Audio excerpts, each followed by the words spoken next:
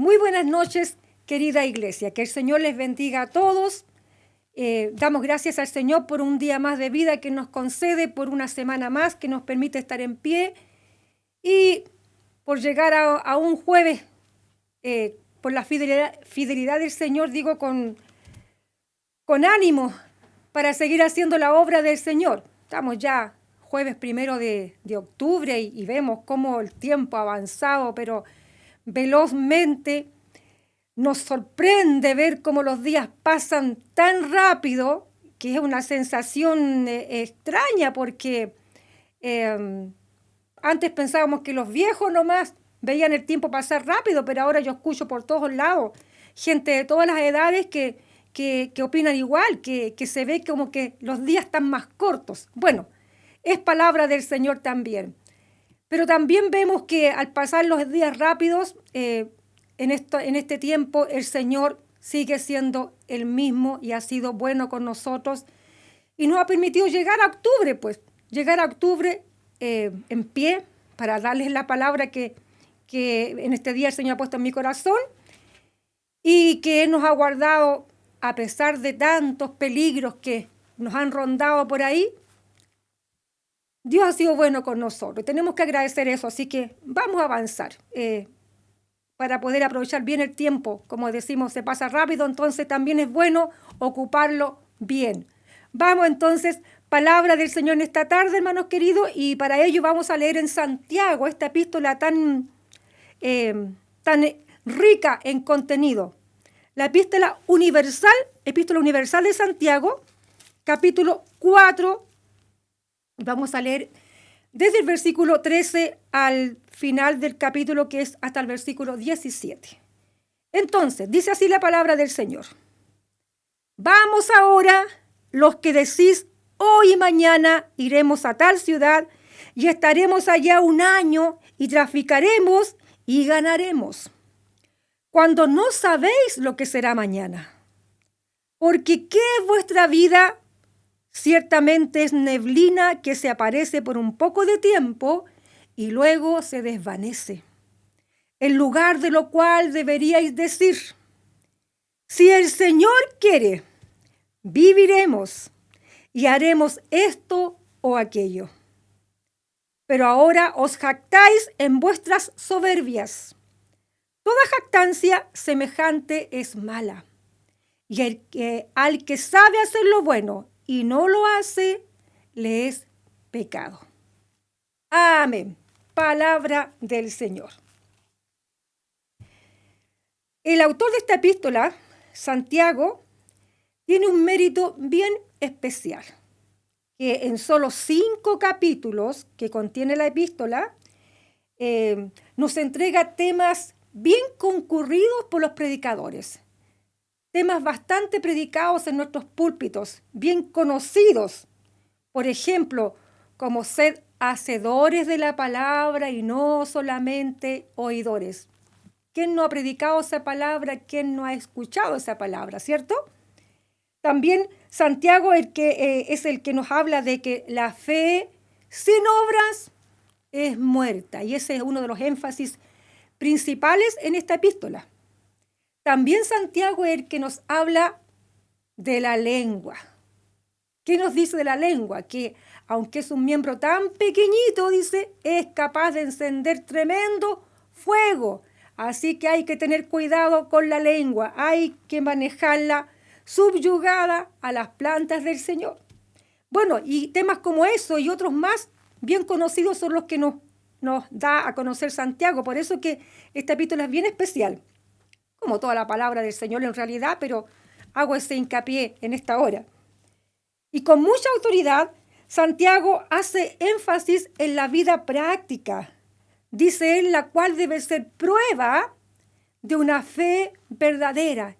Es decir, con tu conducta diaria, tú debes demostrar lo que predicas, lo que hablas. Porque a veces hablamos cosas lindas, pero nuestra conducta deshace todo lo que hablamos. Y Santiago dice, tienes que demostrar lo que tú profesas, la fe que tienes, con tus hechos. Ese es uno de los énfasis que nos enseña con alta autoridad Santiago. Pero ¿quién es este Santiago? Casi todos los eruditos bíblicos concuerdan que este Santiago es Jacobo, el hermano del Señor. Y bueno, y hacemos también esta aclaración porque está el otro Jacobo que era el apóstol. Este Santiago, este Jacobo, no es el apóstol, sino que es el hermano del Señor. Y bueno, el tema que por qué le decimos Santiago es otro cuento que en otra ocasión se los voy a contar. No ahora para no distraerlos con lo que realmente quiero entregarles en esta hora. Este Jacobo, hermano del Señor, entonces habría creído en Jesús cuando le vio resucitado y llegó a ser el líder de la iglesia en Jerusalén, como nos cuenta ahí la palabra del Señor en los Hechos de los Apóstoles. Por algunos datos internos de la epístola, creemos que fue escrita entre el 45 y el 49 después de Cristo. De todas maneras, antes del Concilio de Jerusalén, que fue en el año 50. Y la epístola sería dirigida a judíos cristianos. Acá en el comienzo dice que está dirigida a las 12 tribus que están en la dispersión. Bueno, esas 12 tribus son cristianos de origen judío que habrían sido esparcidos fuera de Jerusalén, producto de la persecución que vino en tiempos de Esteban, ahí casi al 40 más o menos después de Cristo, entre el 35 y el 40 más o menos está esa persecución que está allí, cita en Hechos capítulo 8, versículo 1. Y el propósito de la epístola sería alentar a esos cristianos que fueron esparcidos por la persecución y exhortarlos a llevar una vida santa allá afuera donde ellos estaban, a ser ejemplo de la fe que profesaban, como digo, que es el énfasis de la epístola, ¿cierto? Y le enseña en esta epístola Santiago a que deben comportarse como verdaderos hijos de Dios. Y por ahí va también el punto que vamos a tocar nosotros ahora. Así que, hecho este preámbulo, esta introducción acerca de la epístola, avancemos hacia el punto que quiero compartirles en esta hora. Y quiero para ello llevarlos en la memoria unos meses atrás, al día domingo 15 de marzo de 2020. Nuestros hermanos de Renca se acordarán clarito, ¿cierto? Ese domingo 15 de marzo, nuestra reunión de día domingo, allí en el templo de Renca, los que fueron ese día, porque hay algunos que se la perdieron, y que jamás imaginamos ese día, en la reunión, allí cuando estábamos adorando al Señor, jamás imaginamos que sería el último día que estaríamos congregados presencialmente. Jamás. Yo creo que, la verdad que como que, aunque estábamos sintiendo algunos ecos por ahí, ¿cierto?, de lo que estaba significando esta pandemia, pero pensar de que ese era el último día, yo creo que ninguno lo pensó.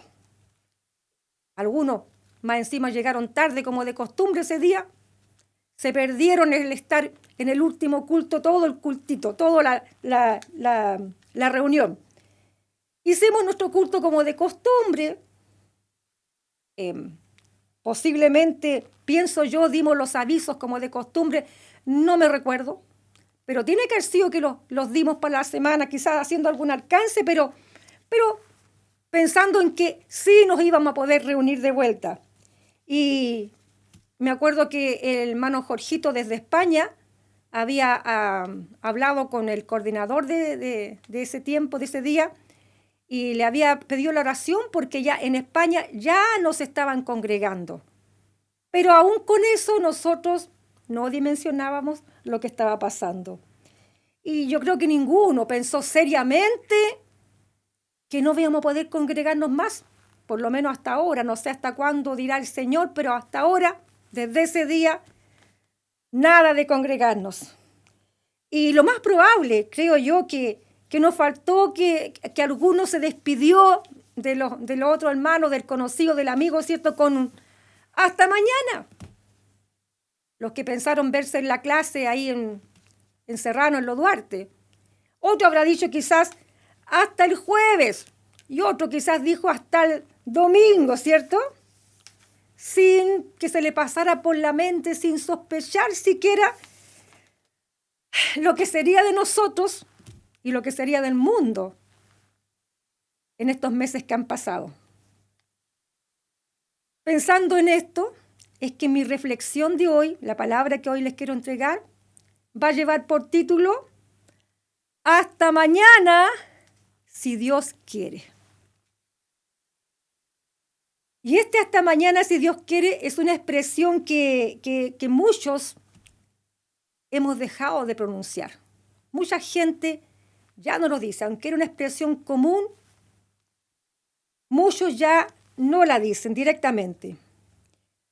Hasta hace algunas décadas, yo recuerdo que no había que ser evangélico para que la gente considerara a Dios en sus planes, considerara que había uno mayor que nuestras voluntades y que dominaba sobre todo. Aún gente católica, no católica, gente que a lo mejor no tenía una religión definida, pero todos tenían este sentir, tenían este temor de Dios. Había gente temerosa en ese tiempo, unos pocos años atrás, no estoy hablando de tanto tiempo. Y cualquier persona era capaz de decir, mire, pienso que el verano que viene voy a comenzar a arreglar la casita o voy a hacer la ampliación de la casita si Dios me da vida, si Dios quiere. Cualquiera podía decir eso. También era común escuchar a los locutores de radio o a la gente de televisión, cuando se despedían de sus programas, también decían, hasta mañana, si Dios quiere. Yo recuerdo haber escuchado siempre eso, pero desde hace algún tiempo ya eso se ha ido perdiendo. Cada vez menos gente dice de esa manera, porque pareciera ser que decirlo es señal de fanatismo, o de tontera, qué sé yo. Pero cada vez menos gente tiene esta expresión en sus labios y los pocos que todavía quedan, Dios los bendiga. Dios bendiga a esa gente que no tiene problema en decir en radio, en televisión, en público, si Dios quiere. Dios los bendiga por eso. A pesar de esto, hermanos queridos, lo que realmente es triste y preocupa es que los hijos del Señor, el pueblo del Señor haya dejado de decir esta expresión, de pronunciar esta expresión, y no solamente de labios, verbalmente, sino que lo triste es que muchos han dejado de contemplar la voluntad del Señor en sus vidas. Porque uno puede que no diga hasta mañana si Dios quiere, pero sí vive conforme a la voluntad del Señor. Pero vemos que tristemente, muchos últimamente, la voluntad del Señor para ellos contaba muy poco. Yo creo que esto tiene que ver con que nos hemos dejado permear por esta cultura mundana de empoderamiento, de ser dueños de sí mismos, de decidir nosotros lo que podemos hacer, de esto de sentirnos grandes, de sentirnos ya adultos, de que nadie tiene que decirnos lo que tenemos que hacer. Yo creo que nos hemos dejado permear por eso y bueno, y muchos ya estamos pareciéndonos a los mundanos en nuestra forma de hacer nuestra vida. Hemos dejado de planificar con Dios en medio. Hemos dejado de incluir a Dios en nuestros planes, hermanos queridos, y quizás eso tiene que haberle pasado también a los destinatarios de esta epístola de Santiago, porque allí en el 4:4 Santiago les dice unas palabras duras, les dice, oh almas adúlteras, ¿no sabéis que la amistad del mundo es enemistad contra Dios? Y le está hablando, reprendiéndolos porque se habían dejado permear por el mundo y eso puede estar pasando también con nosotros. ¿Concordarán ustedes conmigo en que antes de la pandemia, para los feriados, ya no se podía pensar en hacer algo especial en las iglesias? Porque toda la gente de mucho antes tenía ya dispuesto su tiempo, tenía comprometido su tiempo, quizás con un viajecito, ¿cierto?, al sur, con un día de campo, una escapada a la playa, en fin. Pero ya para esos días no se podía hacer nada especial como antiguamente. Yo recuerdo mis tiempos de juventud en el templo al cual pertenecíamos allí en Roosevelt, hoy Cerro Navia, que por ejemplo para estos días especiales eran los días que hacíamos eventos importantes en la iglesia o grandes desfiles o se invitaban iglesias hermanas a hacer un culto de coinonía. Eran cosas lindas que se podían hacer en esas fechas, pero de un tiempo a esta parte, o por lo menos, ¿cierto?, hasta que empezó esta pandemia, ya no se podía contar con un gran grupo de hermanos porque estaban los planes hechos, sin preocuparse mucho de que si era la voluntad de Dios que hicieran esos planes o no. Si es que Dios quería o Dios no quería, importaba bien poco. Entonces, cabe acá una pregunta, hermanos amados. ¿Por qué nos estaba costando tanto últimamente incluir a Dios en nuestro futuro? ¿Por qué al mundo le está costando tanto considerar la voluntad de Dios en sus vidas? Y para ello quiero que veamos apenas 3 razones. Y la primera razón que quizás pueda responder a esta pregunta es la soberbia humana, es decir, por la soberbia humana. Y lo dice el propio texto, ahí en el versículo 16. Dice, pero ahora os jactáis en vuestras soberbias, en el sentido de la autosuficiencia, la bonanza, la prosperidad, ¿cierto?, el bienestar que a veces nos embarga, ¿cierto?, y ya nos sentimos autosuficientes, ya nos sentimos dueños de nosotros mismos. Y posiblemente eso haya sido lo que le estaba pasando a los destinatarios de la epístola, a estos cristianos judíos de la dispersión. Seguramente el apremio de la persecución ya había pasado. Ya estaban tranquilos, ya habían empezado a hacer sus vidas en el extranjero, fuera de Jerusalén.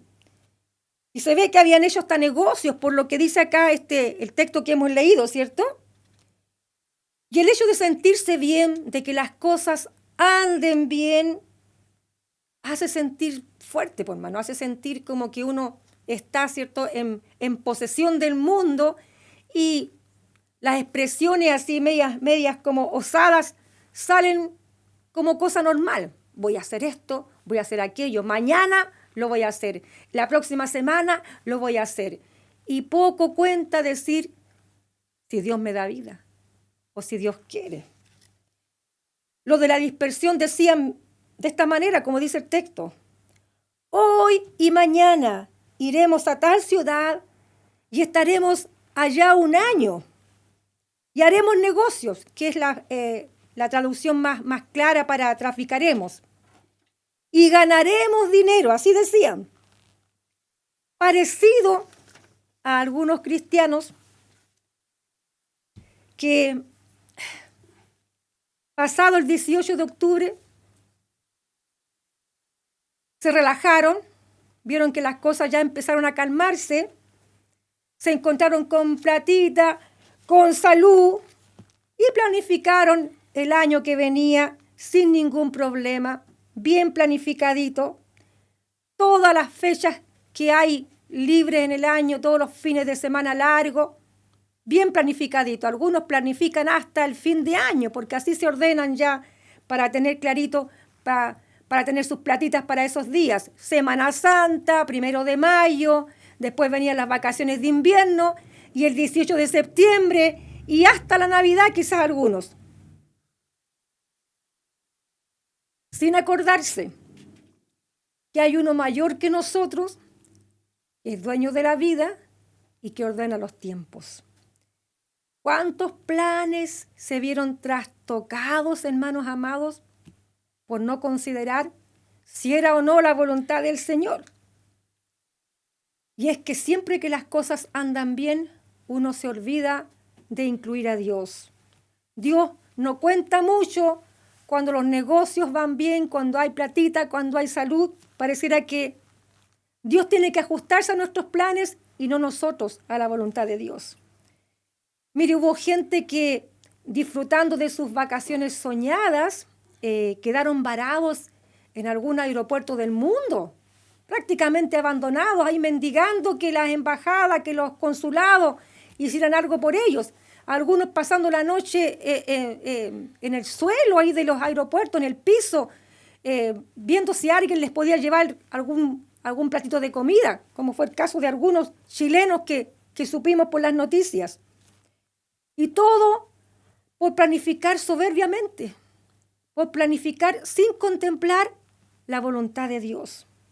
Esas son las personas que se jactan, ¿cierto?, de ser dueños de sí mismos, que se jactan de que nadie les puede decir nada, que ellos son grandes, que ellos son adultos, que tienen su solvencia económica y que con ellos no se tiene que meter nadie porque ellos manejan su vida. Esas son las personas que en algún momento, ¿cierto?, presumen de ser grandes, pero cuando el Señor les pone el dedo, tienen que estar pidiendo misericordia, dependiendo de la solidaridad de otros.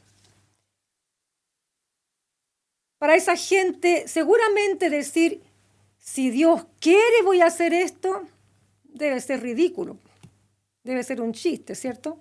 Esa gente ni piensa en eso. Es que la autosuficiencia, hermanos amados, hace tan mal que nos pone tontos, perdónenme la expresión, nos pone necios. Y hay que tener cuidado con eso, porque puede que el mundo caiga en esa soberbia, en esa autosuficiencia, pero los hijos del Señor no pueden olvidar de que dependemos del Señor. Ojalá que esta palabra nos hable claro y si alguno estaba deslizándose por ese camino, pueda prontamente recapacitar y volver al punto en el que debe estar. Otra razón por la cual ya la gente no está contemplando la voluntad de Dios en sus vidas es por ignorancia. En el mes de mayo pasado, en una entrevista de Oppenheimer, estaba el presidente Piñera y hablando de varios temas, de varias cosas. Entre esos temas se tocó el tema de las lecciones que nos estaba dando este tiempo de pandemia, estas cuarentenas que empezaron en ese tiempo ya a ser cada vez más pesadas sobre la sociedad, sobre la gente. Y entre esas lecciones que estaba citando el señor Piñera, mencionó, yo diría, una de las más importantes. Y dijo que una de las cosas que había aprendido era acerca de la fragilidad de la vida, pensando en gente conocida que quizás él pudo saber de sus casos, que en un día estaban radiantes de felicidad, radiantes de vida, llenos de vitalidad, y que al otro día estaban dependiendo de un ventilador y con la vida en un hilo, y en otros casos perdiendo la vida. Qué importante entonces es, hermanos amados, tener en cuenta la fragilidad de la vida, tener claro de que no somos dueños de nosotros mismos, sino que hay uno que maneja esas cosas, que maneja la vida y que maneja el mundo. Yo me pregunto si habrá alguien que ignore esto, que la vida no la tenemos comprada, porque de repente nos parece obvio entenderlo, pero puede haber gente que lo ignore, producto de esa misma soberbia que decimos de que se asienta en el corazón de la gente cuando las cosas le están marchando bien, y también producto de la apostasía que se está cada vez más apoderando de la sociedad en este tiempo, de sociedad que no quiere saber nada de Dios, que lo está corriendo fuera de los límites cada vez más. Puede ocurrir que se esté perdiendo la conciencia de la fragilidad de la vida. Puede ser que alguien ignore, pudiera ser. Quizás por por los adelantos que está teniendo la ciencia médica y porque la gente vive más. De repente uno puede que llegue a sentirse que puede disponer de los años y de que puede planificar toda su vida y sentirse como que es dueño del futuro. Puede ser. Pero fíjese que aún que se goce de vitalidad, que se goce de juventud, de un gran estatus, de éxito, Dios nos ha demostrado en este tiempo de que eso no nos asegura tener la vida comprada, ni nos asegura manejar nada, porque finalmente Dios es quien dispone.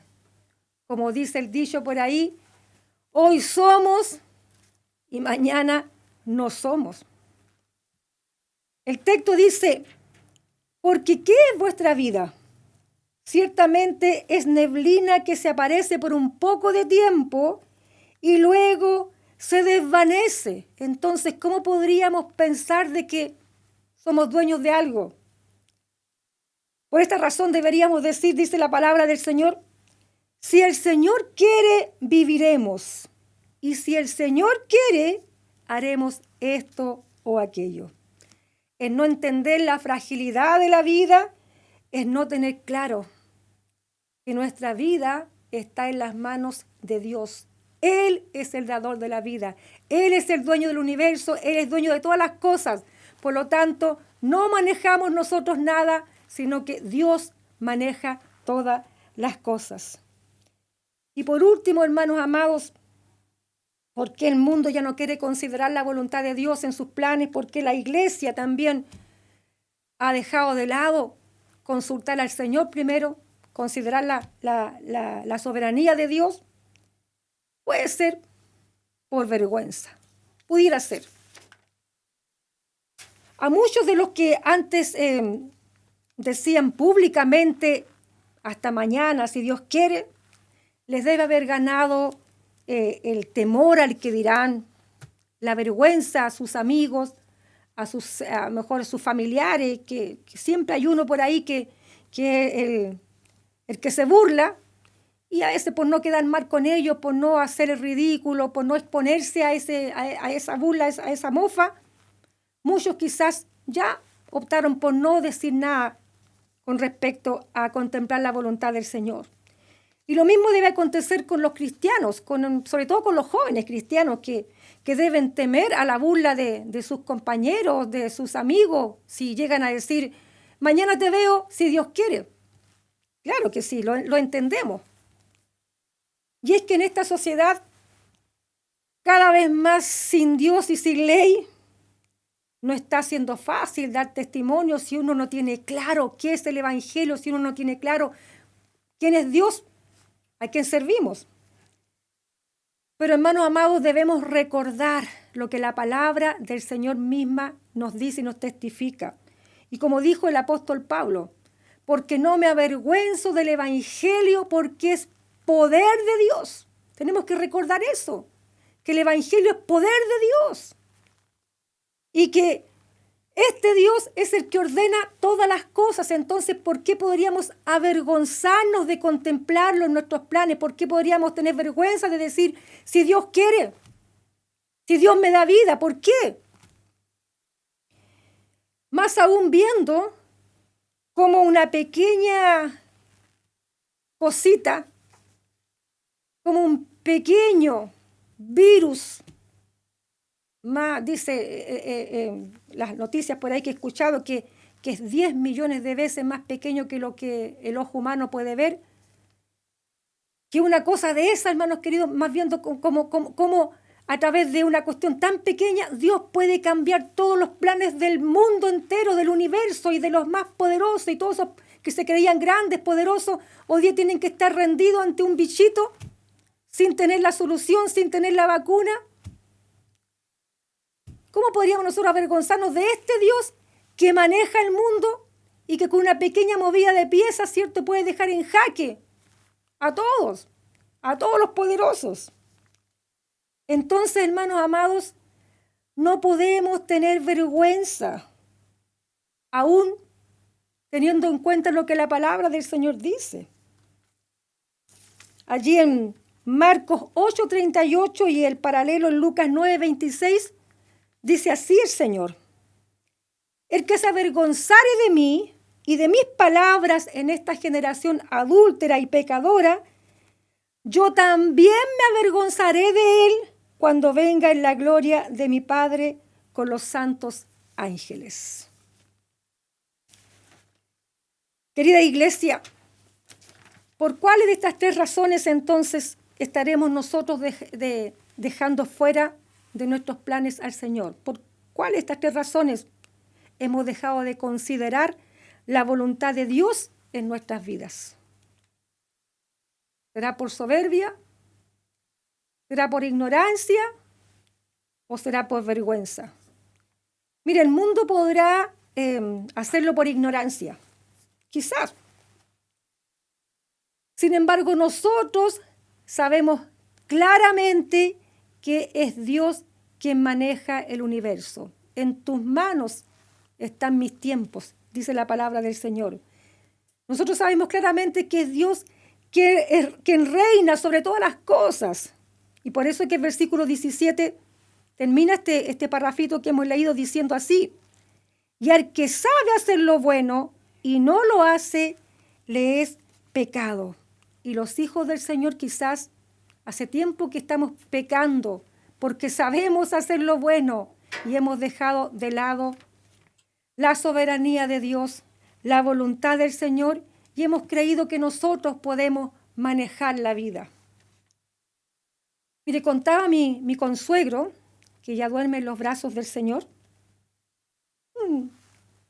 una historia pequeñita que viene al caso ilustrando esto que estamos hablando. Él hablaba de dos familiares o dos conocidos de él, no recuerdo bien, pero que uno era creyente y el otro no, pues el otro era de esos medios rebeldes, de esos medios chúcaros. Y estaban por hacer un trabajo en el campo con una yunta de bueyes, algo que tenía que ver con un arado, quizás algún trabajo de esos que se necesitan estos animales ahí en el campo. Y el creyente le dijo al otro: bueno, prepara los bueyes porque mañana temprano te paso a buscar para que vamos, si Dios quiere, le dice. Y el chúcaro responde: ¿qué si Dios quiere? Quiera Dios o no quiera, vamos a ir igual, le dice. Bueno, la cosa es que llegó el otro día y el creyente pasa a buscarlo y lo llama: pues ya, fulano, ¿estás listo? Vamos. Y sale el fulano para afuera y le dice: parece que no vamos a poder ir porque si Dios quiere, anoche me robaron los bueyes. Parece, ¿cierto?, un chiste, pero son las formas en que Dios nos hace entender de que nuestra vida está en sus manos y que no vamos a manejar nada nosotros. Porque si Él quiere, las cosas se van a hacer, y si Él no quiere, no se van a hacer.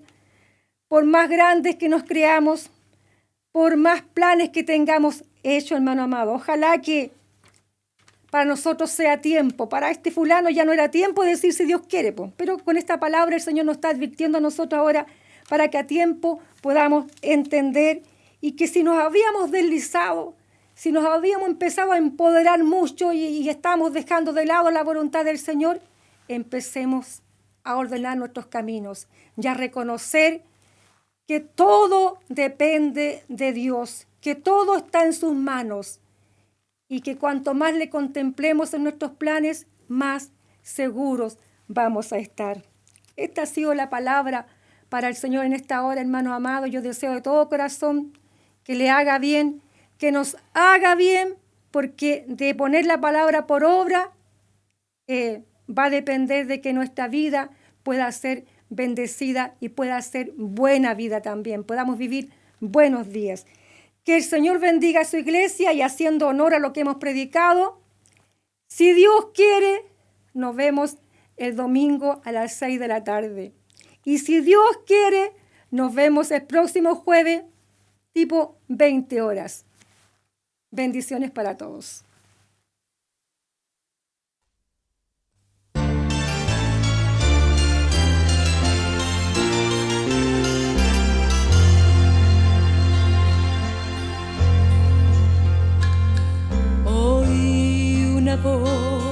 del cielo que decía: con el hombre está el santuario de Dios, allí morará Dios con su pueblo y la justicia reinará. El que se ha sentado en el trono dijo: todo se ha hecho nuevo ya. Él enjugará toda lágrima de sus ojos y la muerte no estará.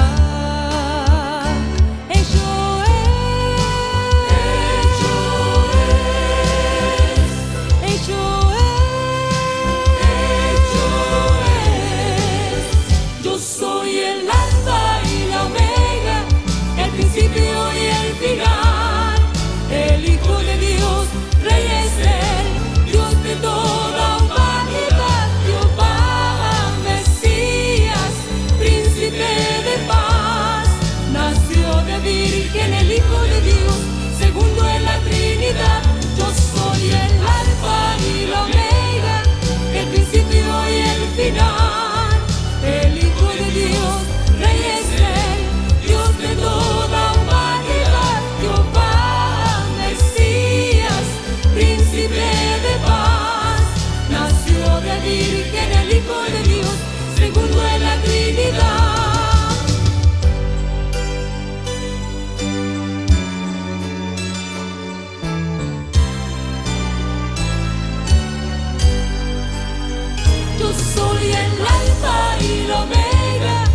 principio y el final.